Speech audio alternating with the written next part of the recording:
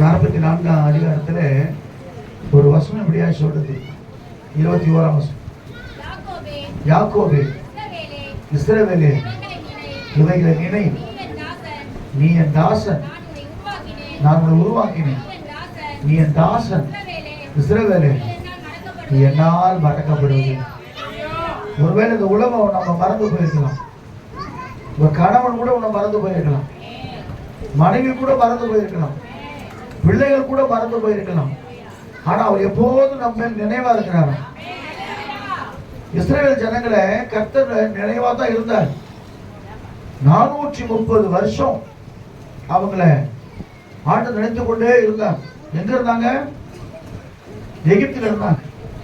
எகிப்தில் இருக்கும்போது கர்த்தர் அவங்களை, கர்த்தருக்கு ஸ்தோத்திரம், நினைத்து கொண்டே இருந்தார். நினைத்து கொண்ட ஆண்டவருக்கு அவங்க சத்தம் கேட்டுச்சு. யாத்திராமத்தின் புஸ்தகம் 3ஆம் அதிகாரம் 6ஆம் வசனத்தை வாசிக்கும் போது, தேவனுக்கு மகிமை உண்டாகட்டும். யாத்திராகமம் 3ஆம் அதிகாரம் 6ஆம் வசனத்தை வாசிங்க. பின்னும் அவர், நான் ஆபிரகாமின் தேவனும் ஈசாக்கின் தேவனும் யாக்கோபின் தேவனும் ஆகிய பிதாக்களுடைய தேவனாய் இருக்கிறேன் என்றார். பயந்ததினால் முகத்தை மூடிக்கொண்டான். அப்பொழுது கர்த்தர், நல்லா கவனிங்க, ஒருவேளை இந்த 2025 வருஷம் வரைக்கும் தேவ பிள்ளையா இருக்கிற, ஏன்னா அவர் சொல்றார், என்னுடைய வேர்களை மீட்கும் வருஷம் வந்தது. யாரை மீட்க போறா? அவருடைய 2026 வருஷம் பாருங்க, நீங்க வித்தியாசமா இருக்க போகுது. மீட்பின் வருஷம். ஒருவேளை மற்றவங்களை பயப்பட காட்டி கொண்டிருக்கலாம், அப்படி ஆகுமோ இப்படி ஆகுமோ. காலையில் டிவி திறந்தீங்கன்னா சொல்றாங்க, இப்படி வரும் அப்படி வரும் இப்படி வரும். எப்படி வந்தாலும் சரி, அவர் நம்ம நினைவாக இருக்கிற தேவன். சொன்னாங்க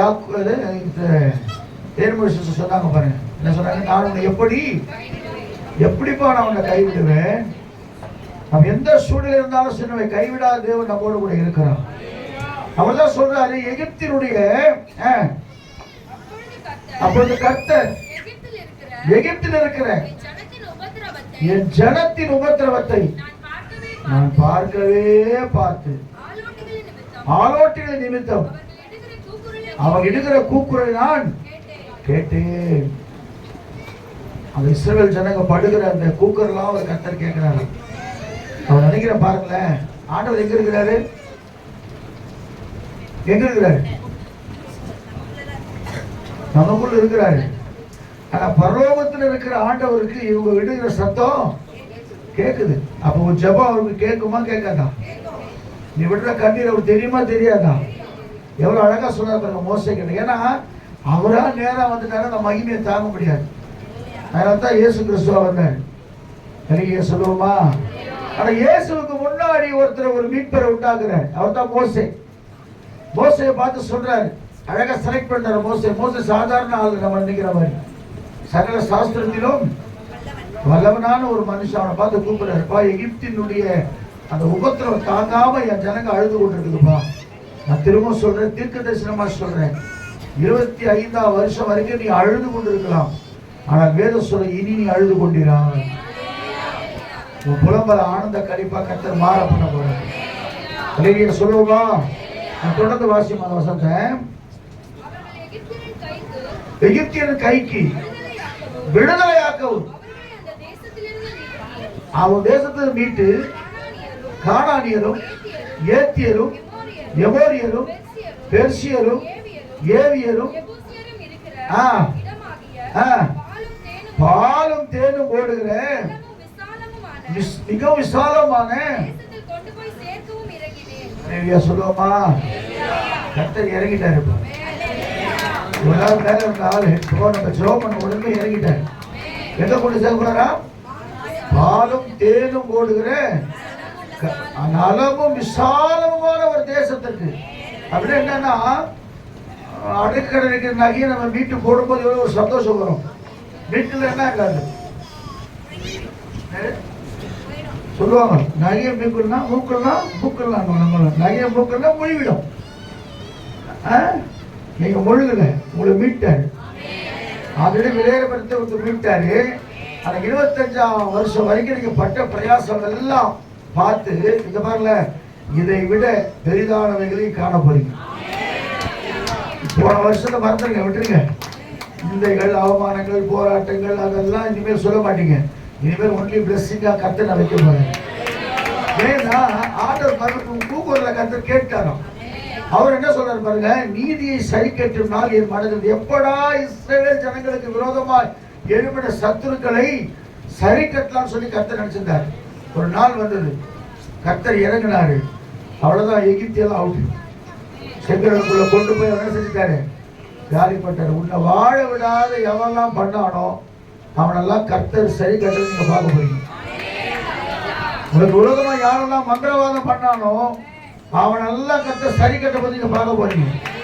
ஒன்று அவன் வந்து உங்ககிட்ட மன்னிப்பு கேட்கணும், இல்லைன்னா அவன் கதை அவ்வளவுதான்.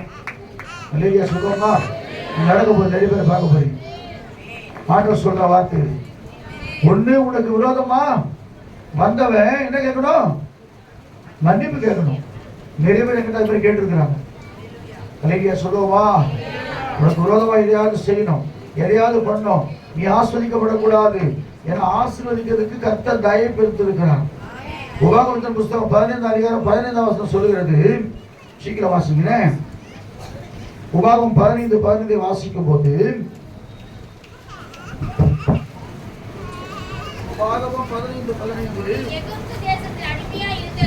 நீ எகிப்து தேசத்திலே அடிமையா இருந்ததையும் உன் தேவனாகிய கர்த்தர் மீட்டுக் கொண்டதையும் நினைவு கூற கடவாய்.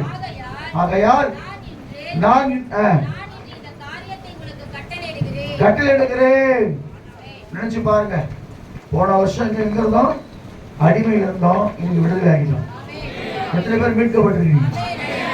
எத்தனை பேர் அது உணர்வு இருக்குது, நான் மீட்கப்பட்டப்பா, நான் உடையான சேற்றில் இருந்தேன், எங்க தெய்வம் மீட்டாரு, இனி என் வாழ்க்கை அவருக்கு தான். என்னைக்கு கர்த்தருக்காக நம்முடைய வாழ்க்கையை ஒப்பு கொடுக்கிறோமோ அவர் பார்த்துப்பார். நன்றியே சொல்லுவோமா? வேதத்துல சத்துருக்களுக்கு நீதியை சரி கட்டுகிற தேவனம். ஆதியாகமத்தின் புஸ்தகம் 50 அதிகாரத்தில் 15, 16, 17 வாசிக்கும் போது ஒரு சில வசனங்களை நான் சொல்லிவிட்டு கடந்து போகிறேன். ஆதியாகமத்தின் புஸ்தகம் 50 அதிகாரம் 15, 16, 17 வாசிக்கும் போது, தன் தகப்பன் மரணமடைந்ததை கண்டு பகைத்து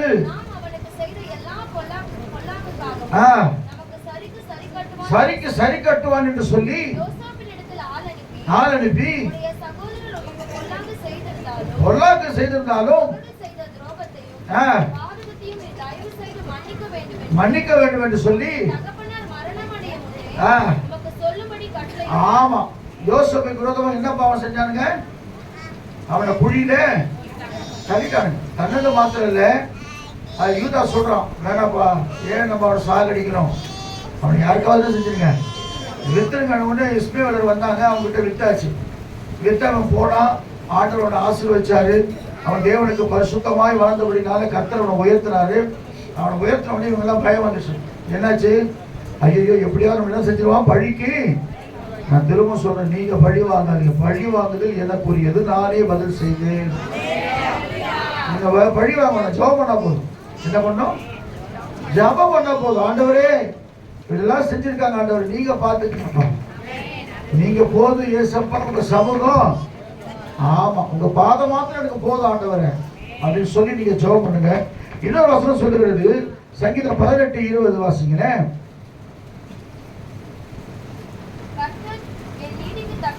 கர்த்தர் நீதிக்கு தக்கதாக பதிலளித்தார், என் கைகளின் சுத்தத்திற்காக எனக்கு சரி கட்டினார். ஆண்டவருடைய பிள்ளையா நம்ம இருக்கிறோம். ஏன்னா ஆண்டவர் சொல்லிட்டார், முதல்ல சொன்னார், நான் நீதியை சரி கட்டினால் மனதில் அந்த ஜனம் கட்டிருப்பாங்களே ஒரு 400 வருஷம். ஏன்னா நீங்க ஏன் அந்த ஜனங்க அந்த அடிமைக்குள்ள போனோம்னா, ஒரே ஒரு மனுஷன் பண்ண தப்பு. யார் பண்ணது? யாரு? மோசே சொன்னாரு. வேற யார் சொல்றீங்க? ஏன் 430 வருஷம் அவங்க போனாங்க அடிமைத்தனத்துல? அது ஒரே ஒரு மனுஷன் தான் காரணம். அந்த மனுஷனால தான் 430 வருஷம் 400 வருஷம் அவங்க அடிமைத்தனத்தில் இருக்கிறாங்க.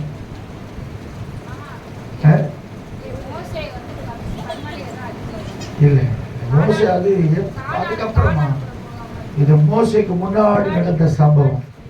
அல்லேலூயா சொல்லுவோமா?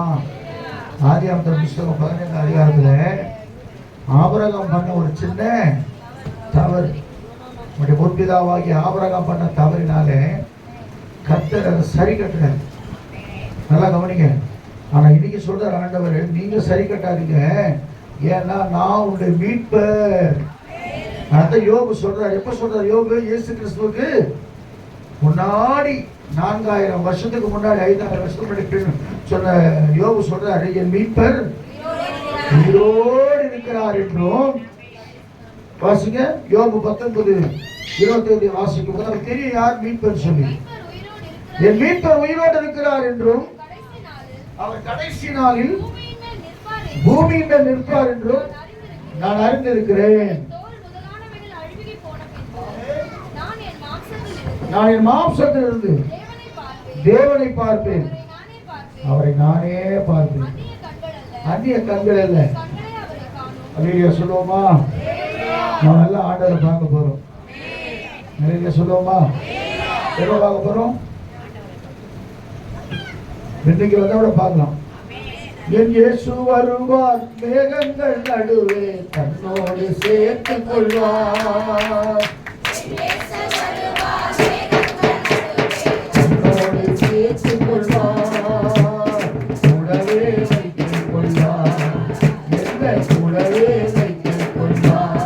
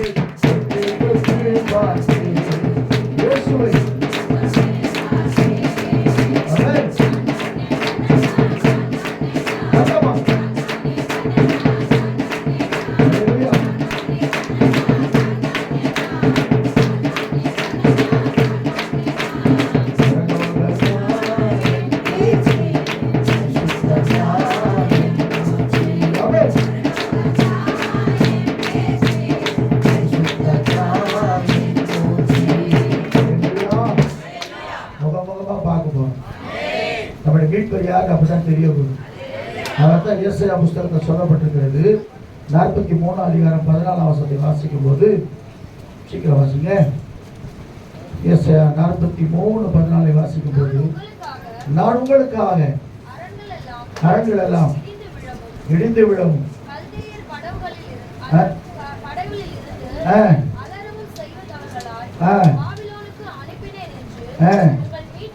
உங்கள் மீட்பரும் அவங்க தான் சொல்ல போறாங்க. உங்க கர்த்தர் தாமா எங்களோட போராடி கொண்டிருக்கிறாங்க. சரியா சொல்லுவோமா? யாரு போராடுறது? உங்க கர்த்தர் தாமா போராடுறாரு என்கிட்ட வந்து. அதுதான் தெரியல, என்னைக்கு நான் உங்களுக்கு விரோதமா செஞ்சணும் அன்னிலிருந்து ஒரே போராட்டமா இருக்குது என் குடும்பத்துல. தயவு செய்து எனக்காக என்ன செய், ஜெபம்னு சொல்ல போறாங்க. அது ஏசாயா 41 அதிகாரம் வேகமா வாசிங்க. 14 வசனத்தை வாசிங்க. யாக்கோபு என்னும் பூச்சியே. நம்ம யாருங்க இந்தியாவுக்கு? யாரு? பூச்சி. என்ன பூச்சி? யாக்கோபு என்னும் பூச்சியே, சிறு பூச்சியே. சிறு பூச்சியா போடுது. யாக்கோபு என்னும் பூச்சியே. ஆமா, மைனாரிட்டி நம்ம. யாரு?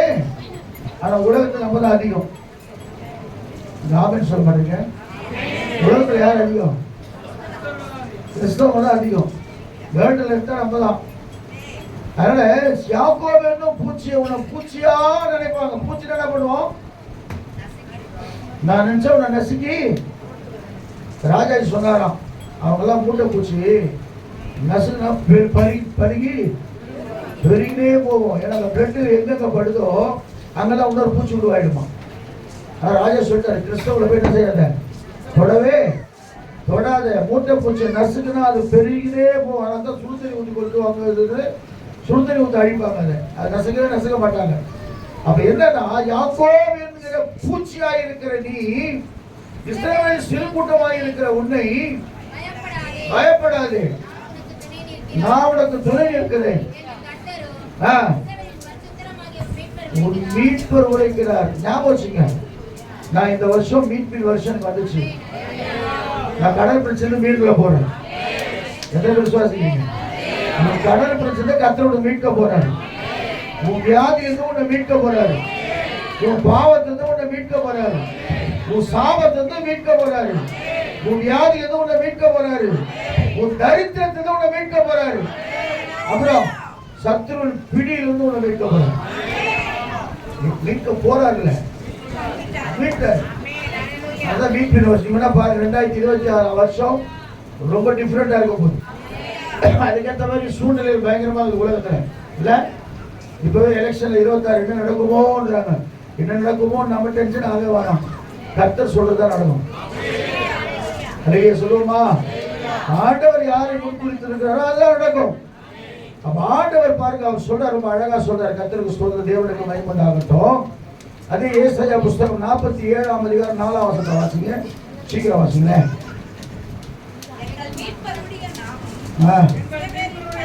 எங்கள் மீட்பருடைய நாமம் இஸ்ரவேலின் பரிசுத்தராகிய சேனைகளின், ஆமா, எனக்கு யாரோ ஒரு பாடு பாடுங்க. சேனைகளின் கர்த்தர் நம் மகிமையின் ராஜா,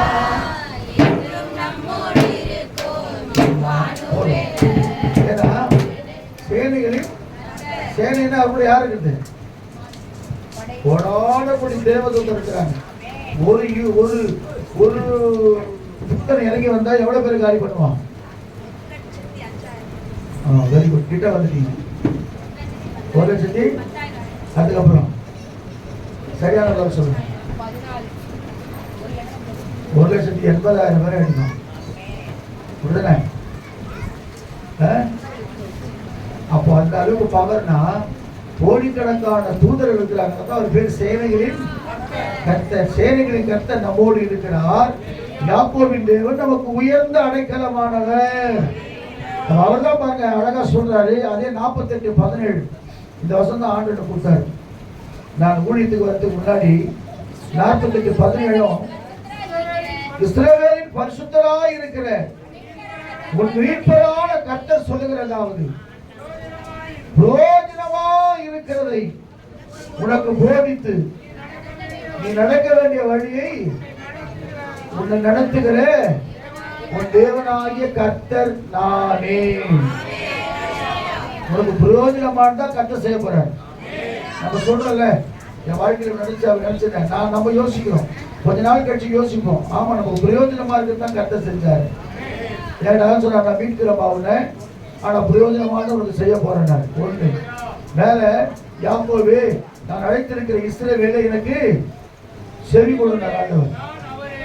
இல்ல இல்ல, எனக்கு சொன்ன வசனத்தை நான் சொல்றேன். கர்த்தர் அழைக்கும் போது சொன்ன வசனம், யாக்கோபு நான் அழைத்திருக்கிற, நான் கேட்டேன் என்ன அழைச்சிங்களா? நீங்க அழைத்தது உண்மையா? ஹல்லேலூயா. மறக்காத தேவங்க, கர்த்தருக்கு ஸ்தோத்திரம்.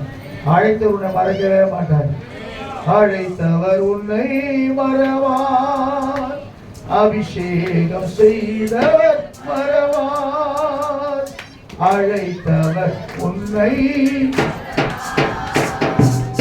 அபிஷேகம் செய்தவர் மறவார். எப்பக்கம் பெருக்கங்கள் உன்னை சூழ்ந்திட்டாலும் தெரியாது தேவன் உன்னை மறவார். எப்பக்கம் பெருக்கங்கள் உன்னை சூழ்ந்திட்டாலும் தெரியாது தேவன் உன்னை மறவார். நம் எலியாவின் தேவன் உன்னை மறவார்.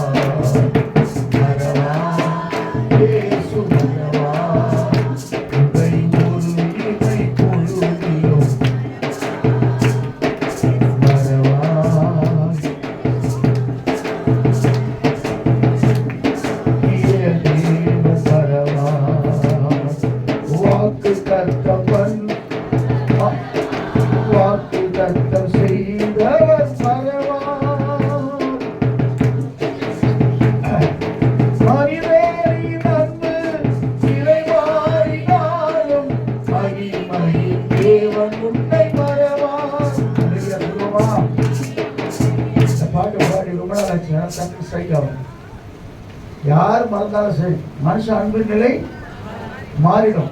மலைகள் விலகினாலும் என் திரும்ப உன்னை விட்டு விலகவே. நான் திரும்ப சொல்லுங்க, உன்னை மறக்கவே இல்லை. ஐயசாமி, நீ தான் மறந்து போயிருந்த இவ்வளவு நாள். நீ தான் மறந்துட்டு செஞ்சுங்க, தூரம் போயிட்டீங்க. அப்பா அவங்ககிட்ட தூரம் போயிட்டீங்க. நீ திரும்பி வந்த உடனே உங்களை வீட்டு எடுத்து வச்சிருக்கேன். நீங்க திரும்ப போயிட்டா மீட்டார், கத்தர் மீட்டார், விளையாட பிறந்து கொடுத்து மீட்டார். அப்ப முதலாவது சொல்றேன், நான் சின்ன யோசனை முடிச்சிடுறேன். முதல்ல பாவத்திலிருந்து உன்னை மீட்டெடுத்துட்டேன். அல்லேலூயா சொல்லுவோமா? ஏன்னா வேதம் சொல்லுகிறது, பாவத்திலிருந்து நம்ம மீட்கப்படணும்னா இயேசு கிறிஸ்துவின் ரத்தம். 1 யோவான் புத்தகம் 1:7 சொல்லுகிறது. வாசிங்க, சீக்கிரம் வேகமா வாசிங்க. 1 யோவான்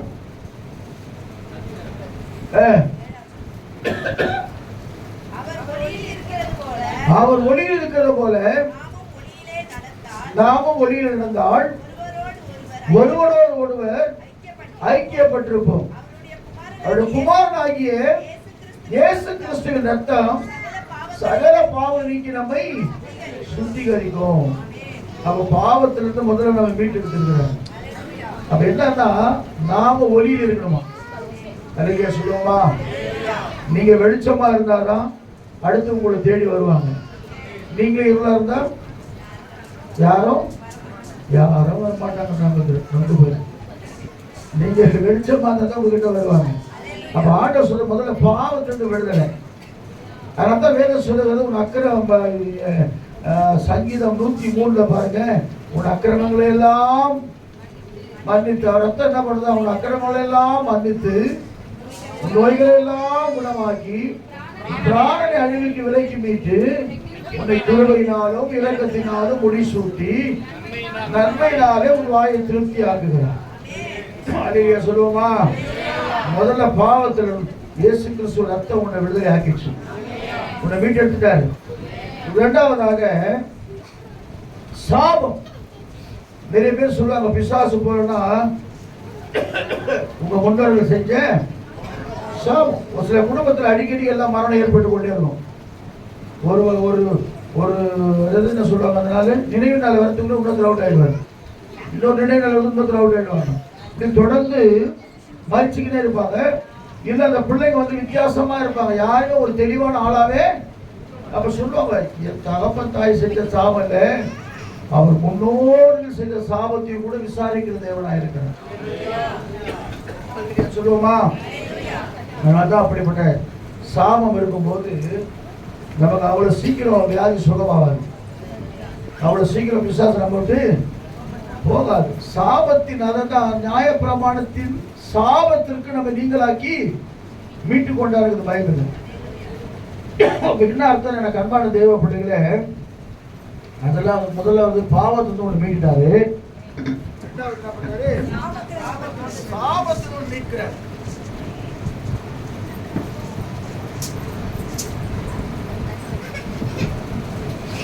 ஒரு மனுஷனுடைய சாபம் வந்து அவனை தொடர்ந்து வந்து கொண்டே இருக்கும்.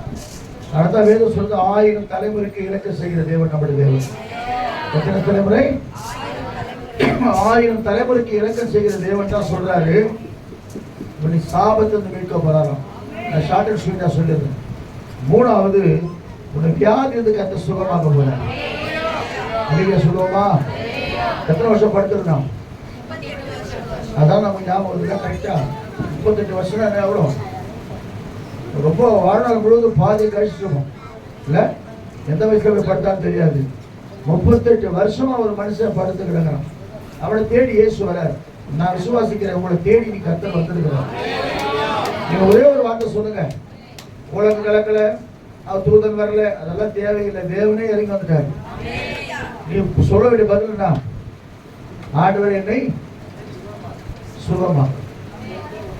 போன வாரம் ஒரு பாட்டு ஒன்று பாட்டு, நான் சுகமானேன் புண்ணியரின் காயங்களால். அவர் தான் நமக்காக எல்லாவற்றையும் சொல்றார். அப்ப சொல்றாரு, முதலாவது உன்னை பாவத்திலிருந்து மீட்க போறதுனால மீட்க போறதுல மீட்டாரு. இரண்டாவது, சாபத்திலிருந்து உன்னை மீட்க போறாரு. மூணாவதாக வியாதியிலிருந்து உன்னை மீட்க போறாரு. 38 வருஷம் இல்ல, எத்தனை வருஷம் வியாதியா இருக்கு எனக்கு தெரியாது. ஆனா இன்னைக்கு தேவ வல்லமை புறப்பட்டு சென்று உன்னை சுகமாக்க போகிறேன். சொல்லுவோமா? மூணாவது வந்து தரித்திரத்திலிருந்து உன்னை கர்த்தருக்கு ஸ்தோத்திரம் ஆண்டவர் மீட்க போறேன். தரித்திரம்னா எவ்வளோ சம்பாதிச்சாலும் என்ன செய்ய புத்தல் பையிலே சில குடும்பங்களை பாருங்க, வீட்டுக்குள்ள நுழைஞ்சாலே ஒரு செழிப்பு காணவே முடியாது. ஒரு மாதிரி தரித்திரமா இருக்கிற மாதிரி இருக்கும். வீடெல்லாம் பாழஞ்சு போன மாதிரி இருக்கும். ரொம்ப கஷ்டமா இருக்கும். அதனால தான் நேற்று கூட அந்த ஐயா பிரசவம் பண்ணும்போது சொன்னார், ஐஸ்வர்யத்தை குறித்து பேசினார். கிருபையின் ஐஸ்வர்யம், அப்புறம் மகிமையின் ஐஸ்வர்யம், இரக்கத்தின் ஐஸ்வர்யம். Very good. அடுத்தது உன்னை ஐஸ்வர்யவான மாத்த போறான்னு சொல்ல வரேன். யார் அலையில சொன்னாலும் அவன் மட்டும் மாத்த போறாரு. அந்த அம்மா சொன்ன மாதிரி யார் முதல்ல சொன்னாங்களோ அவங்க மட்டும் மாத்த போறாரு. ஐஸ்வர்ய சம்பளம்லாம் கர்த்தர் நம்மளை மாத்துறேன்னு சொன்னா எனக்கு அன்பான தேவ பிள்ளைகளை வேதம் சொல்லுகிறது. 4வதாக ஐஸ்வர்யம் நான் உன்னை மாத்த போறாரு. ஏன்னா ஐஸ்வர்யமும் கனமும் யார் தெரியுது? எல்லாம் சில பேர் சொல்லுவாங்க, கல்வாரி சிலுவையிலே அவர் என்ன செஞ்சிட்டாரு? ஒண்ணுமே இல்லாம அவர் மறைச்சிட்டாங்க ஆண்டவர். அவர்கிட்ட அவரை விசுவாசிக்கிறவங்க எப்படி இருக்கிறாங்க? தரித்திரமா இருக்கிறாங்க. அப்படிலாம் கிடையவே கிடையாது. நீதிமொழி புஸ்தகம் 8ஆம் அதிகாரம் 16, 17 வாசிக்கும் போது வேகமா வாசிக்க. கர்த்தருக்கு ஸ்தோத்திரம். நீதிமொழி புஸ்தகம் 8ஆம் அதிகாரம் 16, 17. எல்லாரே அதிகாரிகளும் பிரபுக்களும் பூமியில சகல நியாயாதிபதிகளும் ஆளுகை செய்து வருகிறார்கள். என்னை சிநேகிக்கிறவர்களை நான் சிநேகிக்கிறேன். அதிகாலை கண்டடைவார்கள். நல்ல கவனிங்க. அதிகாலை வேளையில நீ அவரை தேடுன்னு சொன்னா உன் கருத்து கர்த்தர் விடுதலை கொடுத்துருவாங்க. ஏன்னா சோம்பேறியாக எப்படி இருக்கிறோம்? வேற சொல்லுங்க. ஆமா, சோம்பேறி என்ன பண்ணி வேலையே போடலன்னா உன் வீடு தரித்திரமா மாறிடும். அப்ப என்னன்னா அதிகாலை வேளையில நேரம் கிடைக்கும் போதெல்லாம் தேவ சமூகத்துல கர்த்தரை தேடுகிற பிள்ளைகளை அவர் ஐஸ்வர்யவானாக மாற்ற விரும்புகிறார். நீங்க என்னைக்கு அதிகாலை பிரேயர் ஆரம்பிச்சீங்களோ அன்றைய உங்களுக்கு பிளஸிங் தான். அவர் சொல்றாரு பாருங்க, ஆசைங்க. ஐஸ்வர்யம் கனமும் நிலையான பொருளும் நீதிமன்றத்தில் உண்டு. பொன்னையும் தங்கத்தையும் பார்க்கிலும் என் பலன் நல்லது. சுத்த வெளியை பார்க்கிறோம் என் வருமானம் நல்லது. என்னை சிநேகிக்கிறவர்கள் மெய்ப்பொருளை சுதந்திரிக்கும்படிக்கு. ஆமென். ஹல்லேலூயா. போதும். அதே நீதிமன்ற ஒரு புத்தகத்தில் வசனம் சொல்லுது, உன் களஞ்சியங்கள் பூர்ணமாய் நிரம்பும். யாருடைய களஞ்சியம் பூர்ணமா நிரம்பும் விசுவாசிக்கிறீங்க? காலையில் போய் வீட்டில் பாருங்க, நிரம்பி இருக்கும். சிரிக்கிறாங்க நிறைய பேர். எதனால் நிரம்பி இருப்பதற்கு ஆண்டவரே மழை கூட இங்கே தண்ணி வந்து நிரம்பி இருக்குமா? கர்த்தருடைய ஆசீர்வாதத்தால் நிரப்பப்பட போறீங்க. அதான் வீட்டுக்கு வேற கடைசியா ஒரு காரியம், சத்துருவின் கையிலிருந்து உங்களை வீட்டில் மந்திரம் தந்திரம் வெள்ளிசனியம் அது இது எதுவா இருந்தாலும் சரிங்க. உண்மையே சொல்றேன், கர்த்தருக்கு ஸ்தோத்திரம். இயேசுவின் ரத்தத்தை சொல்லி நாம் ஜெபிக்கும் பொழுது கர்த்தர் பரிபூர்ண விடுதலை கொடுக்கிறவனாக இருக்கிறார். ஒரு அம்மா இருந்தாங்க, ஒரு 10-20 வருஷம் முன்னாடி இறந்துட்டாங்க. அந்த அம்மா அப்பாவுக்கு நாங்கள் ஊழியத்துக்கு போயிருந்தோம். மலையில உட்காந்து தனியா ஊழியம் செஞ்சுக்கிறாங்க. ஒரு மந்திரவாதியா அவங்க ரசிக்கப்பட்டோம். யாரு? மந்திரவாதி. சடமுடி வச்சு மந்திரவாதி ஒருத்தர் அங்கே வந்துருக்கிறார், சூனியம் பண்ணோம். அவர் இந்த அம்மா சொந்த சுவிசேஷத்தில் ரசிக்கப்பட்டார். காலையில ஒரு எலுமிச்சம்பழம் இருக்குமா, இது நேராக இடத்துல ஜூஸ் போட்டு குடிச்சிடும். அப்புறம் அந்த இடத்துல வாசகையை பொதிச்சு விட்டாங்களாம், அந்த காயத்தெல்லாம் பொதிச்சுவாங்களாம். அதெல்லாம் எடுத்து கொளுத்துவாங்க அந்த அம்மா. இப்படி நிறைய காரியங்கள் நாம் அடிக்கடி நம்ம நினைக்கிறோம் இல்லையா? நம்ம உண்மையில சொல்ற இயேசுவை நீ கனம் பண்ணும் பொழுது இதெல்லாம் ஒரு நொடியில மாறி போகும். அல்லேலூயா சொல்லுவோமா? கர்த்தர் மாற்றுகிறவராக இருக்கிறார். ஆகிய கர்ப்பான தேவ பிள்ளைகள் கர்த்தருக்கு ஸ்தோத்திரம். வேதவசனம் சொல்லுகிறது, இது மீட்பின் வருஷம். ஞாபகம் என்ன வருஷம்? நீதியை சரிக்கட்டால் என் மனதிலே இருந்தது. என்னுடையவர்களை மீட்கும் வருஷம் வந்தாச்சு. கர்த்தர் தம்முடைய பிள்ளைகளை மீட்கும்படியாக வந்திருக்கிறார். என்னுடையவர்கள் நம்ம யாருடைய பிள்ளைகள்? கர்த்தருடைய பிள்ளைகள். 1 பேதுரு புத்தகத்தில் பேதுரு ரொம்ப அழகா சொல்றார். பேதுரு வாசிங்க. இல்லம்மா, நான் யார்? நம்ம 4 விதமான ஜாதியா நம்ம சொல்றாரு கர்த்தர். என்னென்ன சொல்றாரு வாசிக்க? சொல்லுங்க. 2 பேரும் 1 பேரும் ராஜாக்களவாகும் அந்த காலத்தில் இருக்கிற நம்முடைய ஆச்சரியமான வரவழைத்தவருடைய புண்ணியங்களை அறிவிக்கும்படிக்கு தெரிந்து கொள்ளப்பட்ட சந்ததியும் ராஜரீகமான ஆசாரிய கூட்டமாயும் பரிசுத்த ஜாதியாயும் சொந்தமான ஜனமாயும் இருக்கிறீர்கள். 4 காரியம் நமக்குள்ள கேட்டீங்க. யார் யாரு? தெரிந்து கொள்ளப்பட்ட. நீங்க ஆல்ரெடி செலக்ட் ஆயிட்டீங்க. கிருத்தி சொன்னாங்க நான் செலக்ட் ஆயிட்டேன்னு. ஆண்டு உங்களுக்கு செலக்ட் ஆகிச்சுன்னா அப்புறம்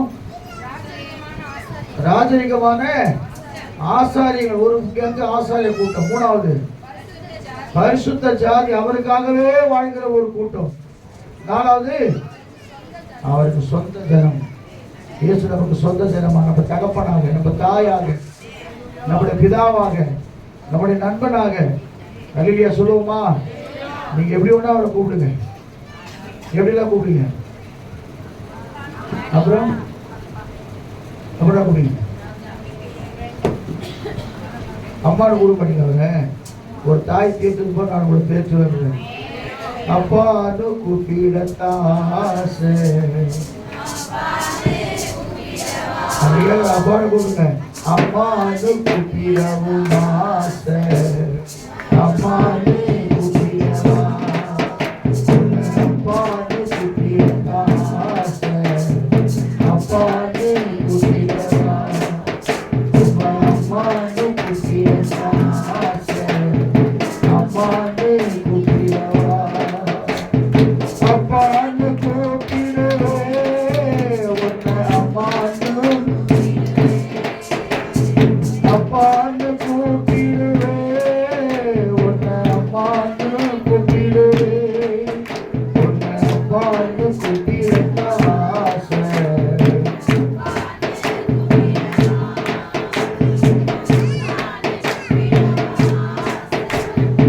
அம்மானு கூப்பிடவா.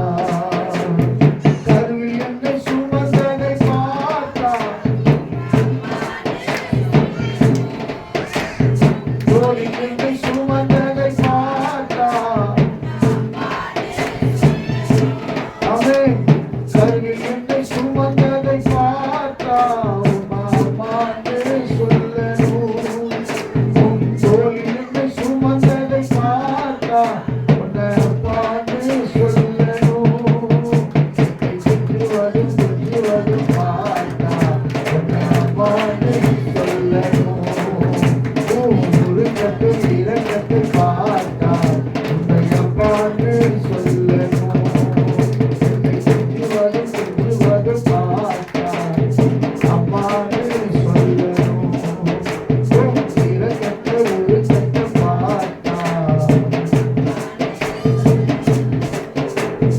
அம்மான்னு கூப்பிடுவே உன்னை.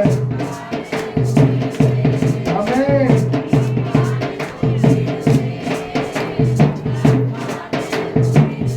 அல்லேலூயா. கூப்பிட போறோம், கர்த்தர் பதில் கொடுக்க போறார். மீட்பின் வருஷம். நான் ஆண்டவர்கிட்ட கேட்டேன் ஒரே ஒரு வார்த்தை, என்னோட வேலைகளை நான் மீட்க, என்னோட நான் மீட்க போறேன். நீதி சரிக்கட்டு நாள். நல்லா பாருங்க, அந்த எகிப்தை எப்படி காலி பண்ண பத்தி ஆண்டவர் முதல் வாதையே அனுப்பிச்சாரு. அவன் என்ன செய்யல? மனம் திரும்பினான். 2வது வாதையை அவன் செய்யறது. 3வது எத்தனை விதமான வாதம் வந்துச்சு? 10 விதமான வாதை அனுப்பிச்சாரு. ஆனா கடைசியில அந்த ஜனங்களை பிடிக்கும்படியா உள்ள வரானுங்க. செங்கடல்ல அப்படியே மூடி போட்டது. அப்ப சத்துருக்களை சரி கட்டி உன்னை மீட்கும்படியாக இந்த வருஷத்தை கட்ட தெரிந்து கொண்டிருக்கிறான். 2வது பிள்ளைங்க மீட்கப்பட போறாங்க. உங்க பிள்ளைங்க கர்த்தரால் போதிக்கப்பட்டிருக்க போறாங்க. உங்க பிள்ளைகளுடைய சமாதானம் பெருசா இருக்கும் போது கவலைப்படாது. அநேக பேர் சாட்சி சொல்ல போறீங்க, என் பிள்ளைகளை கர்த்தர் மாற்றி இருக்கிறார். ஆமா, ஸ்டேட் லெவல்ல வந்திருக்கிறான், இந்தியா லெவல்ல வந்திருக்கிறான், வேர்ல்டு லெவல்ல வந்திருக்கிறான் சொல்லத்தக்கலாம். கர்த்தர் மாத்த போறாங்க. மாத்த போதுக்கு நாம எல்லாம் கரடு கத்திர மையப்படுத்துவோமா? கொடுக்கப்பட்ட செய்திக்காக ஜெபம் பண்ணுங்க.